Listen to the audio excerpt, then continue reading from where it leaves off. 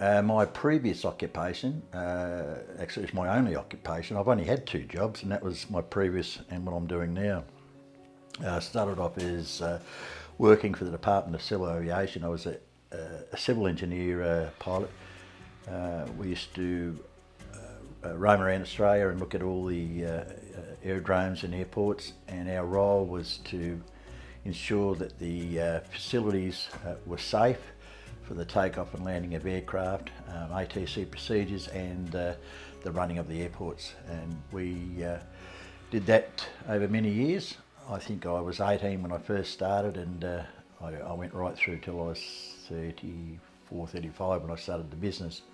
My last job in that role was operations manager at a metro airport. It was a 24/7 operation. I had 100 staff. It was a great job. Like, I was responsible for the maintenance and safety of the airport, the procedures. You know, it was a good role, but it was financially pretty bad actually, because my staff, because it was 24/7, a lot of them were earning twice as much as I were, and they could go home and that was it. But my job entailed after hours, through the middle of the night, we had an aircraft accident or whatever, I had to go in. We had always calls, you know, and there was reporting, and you know, it just drove me into the ground. And having a young family, 2 children in primary school, I wasn't really seeing a lot of those, and you know, not be able to participate in their sports on a weekend because I'd have to go in and work. And I really had to make a change, and we had to really do something quick, because I was heading down the wrong road for sure. And I was starting to, you know, great prestigious job, but it doesn't mean anything if you haven't got your family and you haven't got the most important thing, and that's balance of life.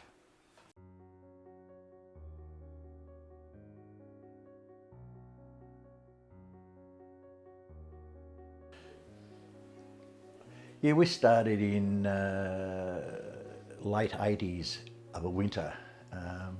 Wasn't a good time to start actually, because Australia had a recession that it had to have. Interest rates was just through the roof. I mean, it was tough. I picked the gardening one because I was interested in it. I loved gardening, our own gardening when I got time. I come from a farm life. My grandmother had a nursery, so it was all there. You know, I enjoyed it. I thought, well, if I pick a gardening business, it's a low start operation. You can either do many things with it. You can just be a solo, which I have all my life. It's been our sole income, and we've done okay. You can employ staff, you can subcontract, you can employ staff and work off the tools. There's so many different ways of running the business to your liking. You know, there's no right or wrong way of whether you have staff or don't, or whatever.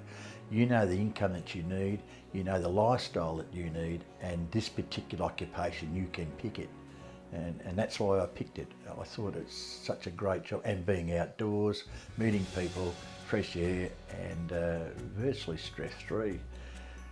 When we decided, I was driving up the farm to see my grandmother and my wife, and we stopped at a bakery and had something to eat, and I saw these guys mowing the lawns, and they were having a coffee and a bit of a laugh and just doing their job, and they had their name on the side, and I thought, well, these guys, they seem to like what they do, no stress, you know, and I went up to him, I said, you know, what's it like? And I said, mate, best life ever. He said, you know, there's no stress. He said, we just bowl along and earn what we want, and he loved it. So I thought, yeah, that's it. So went back home, we come off holidays, walked into the office, and I said, here's my resignation. They said, no, you can't, we'll give you more money. I said, I don't care whether you double or triple my salary, I ain't going in. So I said, no, that's it, and away we went.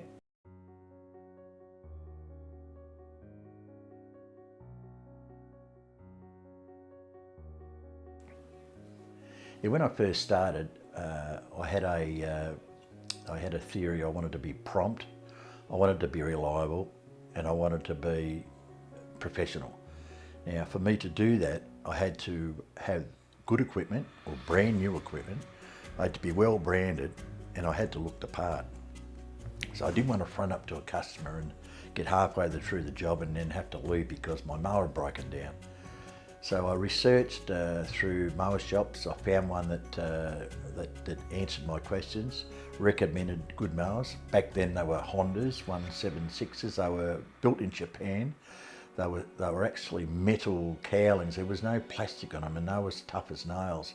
And those things just go all day. So I had two of those, two Kawasaki whippersnippers, and a three-wheeled edger Kawasaki edger, because I wanted to have clean edges. I wanted to see, when I left the job, people go, wow, who did that, you know? And I thought having to do that with a proper edging, that was the way to go. You know, those Honda mowers back then, I think my brother-in-law had one of my rejects after I replaced them, and I think I got about 3 years, maybe probably a little bit longer. He got another 25 years through home use, so that's how tough way there back then. But that was the way I went for equipment. Trailer, I got a 7x5 4 cubic metre cage trailer, because rubbish jobs were good money back then, and it was based on the Jim's mowing franchise trailer, and it had a mower box out the front, so I could put the two mowers and the edger on, and whippersnippers on some racks. So that was good. The other thing we had was, of course, pencil and paper for invoice books and advertising in the yellow pages and local papers. So that's how we went into it. I did a lot of flyers, dropped a lot of those in the early days. Made sure our ads were quite large, spent a little bit of money on it.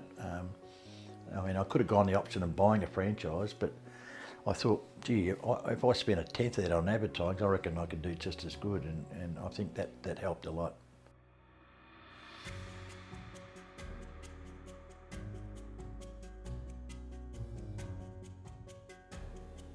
Yeah, first year was hard. It was tough. Like, it was a recession we had to have. Our home loan, we locked it in. We were so cool. We locked it in at, wait for it, 13.5%. My mates were paying 20, 25, 30% for their home loans, and that was tough. House prices just crashed like you wouldn't believe, and also because the interest rates were so high, the disposable income and the money going out was really tightened up. So my first year was tough, so I had to take on everything I wanted to do. Like, I just did everything. I did lots of rubbish jobs. I just hit every area I could, and I just picked out, you know, just the phone just kept ringing. I just kept going to every job, and that's how I got by the first year. Because most, you know, first year of business, in the first couple of years, 80% of people go broke. So if you can get through that first year, and when we went through those times in Australia, I thought, gee, if we can get through that, we're going to do all right. But yeah, it wasn't easy, but that's what it was back then. And I guess we're finding, you know, my kids are saying now, oh, look, you know, Dad, the interest rates are 4.5%, going to 5%, you know. Yeah, I know their loans are a lot bigger and things are different. You know, you can't compare now and then, but yeah, that's what we did back then.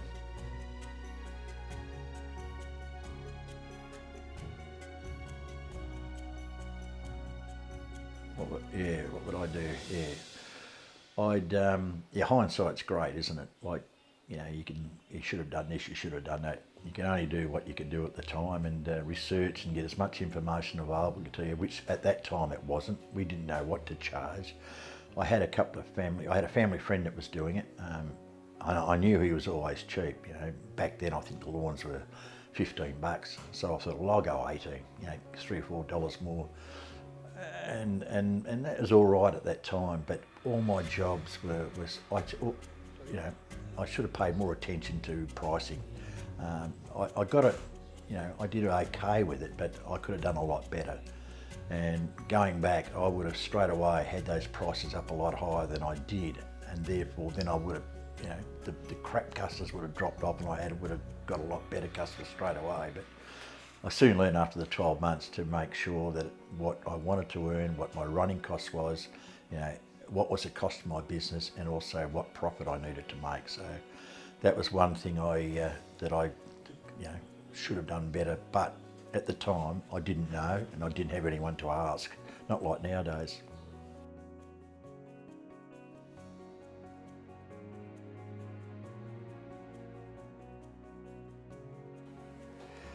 Yeah, game changers, yeah. There's been a lot of those over the years. Probably start off with the blower because we didn't have blowers when I first started. We didn't have hedges. Well, they had great big heavy hand ones. So the articulated pole hedges come along and that was fantastic. We came into what was the other thing biggest change? Probably batteries. That was the other big change we had. Battery operated machines. That was just a mind blowing thing. Robotic mowers. That's another big thing. The other big game changes I found is the multimedia, social media, the Facebook, the YouTube, the information off the internet that you can get. It's just been unbelievable. I mean, we're fixing machines that we'd send to the shop that, get up on YouTube and how to change a drive belt on a zero turn. And, you're getting guys there offer information for nothing and it's so simple when you're showing, it's just a great tool to use. I guess the other ones is technology, invoicing out on the field using our mobile phone as our office, our computer at all the invoices and tracking our expenses and, working out our end of month and end of year. It's just so easy now. So yeah, been some big game changes. There's probably quite a lot of others, I guess, in little bits and pieces, but they've been the main ones.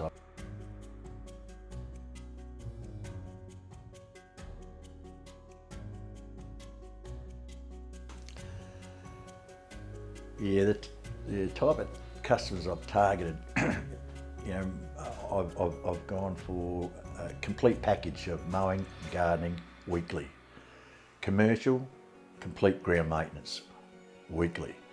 Now, not everyone is on that, but that's my platinum prime customers. That's the area that I've targeted. Now, it's not near where I live. It's some half an hour away, but you have to get that mindset of chasing the right customers, setting your business up and then working on that basis. When I first started, look, everything was around where I lived and that was great and it worked well, but the trouble is they weren't as affluent or money paying like it should have been. Like the mow and go was good, but the people that I have that got the gardening and mowing care about their property. And if they care about their property, they'll pay for it. So you can offer a premium price at a premium package. It's not an hourly rate, it's a package. And they jump at it. And then as you're going along, you say, oh, look, need to do some mulching. Just do it. Don't even worry about it. They don't even ask for a quote.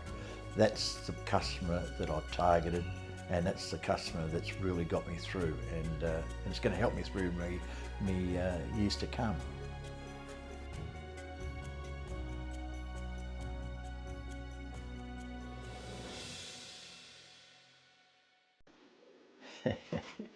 Oh, mishaps, I've been lucky.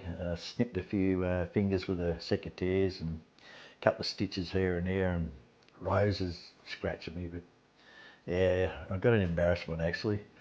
I was looking after this large property with a long driveway, 100-metre long driveway.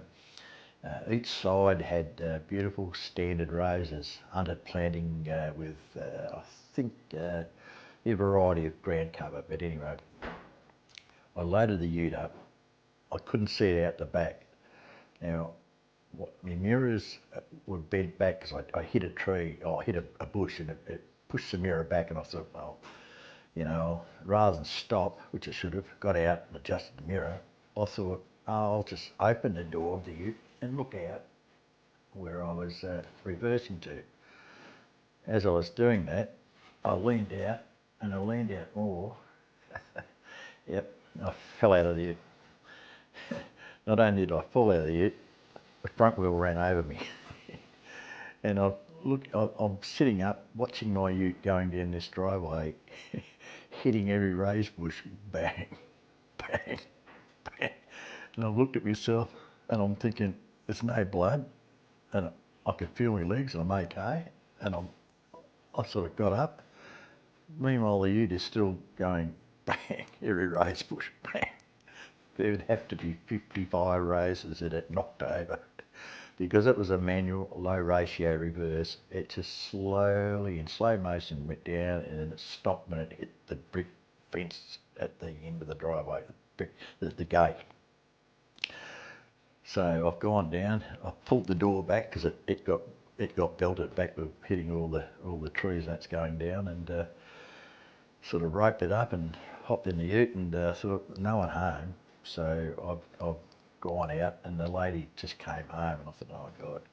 She didn't care. She's just worried about, you've got to go to hospital. I said, no, I'm fine. No, I've got to look after you. So that was all very well. But yeah, I went back the next week and replaced the roses and whatever. But gee, moral of the story is, don't open up the door to reverse your ute.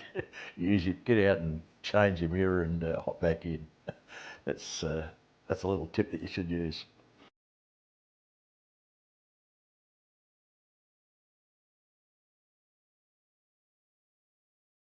Yeah, the future of gardening is it's going to be interesting. Like I'm really impressed with the professionalism of all these young guys that are starting up, and they're buying some pretty decent equipment, and they're going in hard. They're buying some pretty big rigs and taking on some pretty good solid jobs, and they're doing high hedges and acreage, and it's amazing what these young fellas are doing these days. And it's becoming a very professional industry.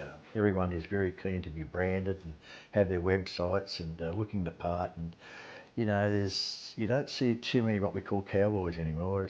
When they start a business, having a good crack at it. The future, I guess, I reckon, is in robotic mowers. I think that's going to be a big thing in years to come. Now, why I say that is it's like my kids. I said to them, like, they've got robotic vacuum cleaners. I said, would you have a robotic mower? I said, of course. Why would you mow your lawn? So there will be a market in it, and I think, like, from a contractor's point of view, look at the band. You won't have to mow anymore. All you have to do is install it, service it, do the edging, and then do the garden maintenance. And those people that want those obviously care about their property. And again, it's like I said before, if they love their property and want it to look good, they'll pay for it. And I think there could be a good future in it. But yeah, no, I'm pretty impressed with the industry. I'm impressed right around the world of how everyone is so professional and how they go about it. And it's a real game. Well, that's probably one of the other game changers I probably did mention before, is the professionalism of the gardener. It's really it amazes me. It's fantastic.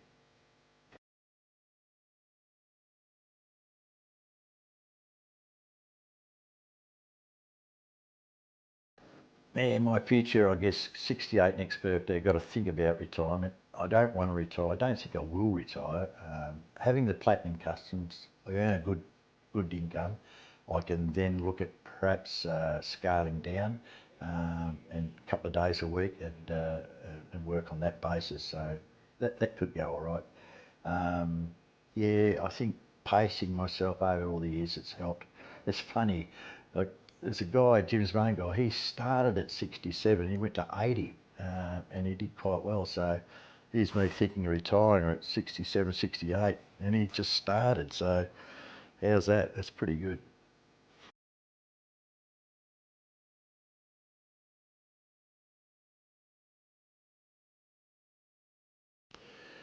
Yeah, advice to newcomers, look, just one word, research. You've got everything available to you. You've got the YouTube, you've got the Facebook, you've got the internet. You've got so many options. Asking people, go out and work with some guys free and just learn the game. Perhaps look at when you buy some equipment, demo the thing first. If you're going to buy a mower, ask the shop, can I demo? If they won't demo, go to another shop. If they want to sell it to you, they'll demo for you. You really got to get the feel of the thing and make sure you're comfortable with it. I mean, I've seen so many guys buy things and then turn around and go, it's just not for me. And I think you must look at that, especially when you're spending a bit of money. Like, example, the standers, they're fantastic machines for large blocks, but I've seen guys that have get them and it's just not suited to their environment. So you really must make sure you demo and make sure you understand the machine. But, simple word is research. All right, no worries, thank you.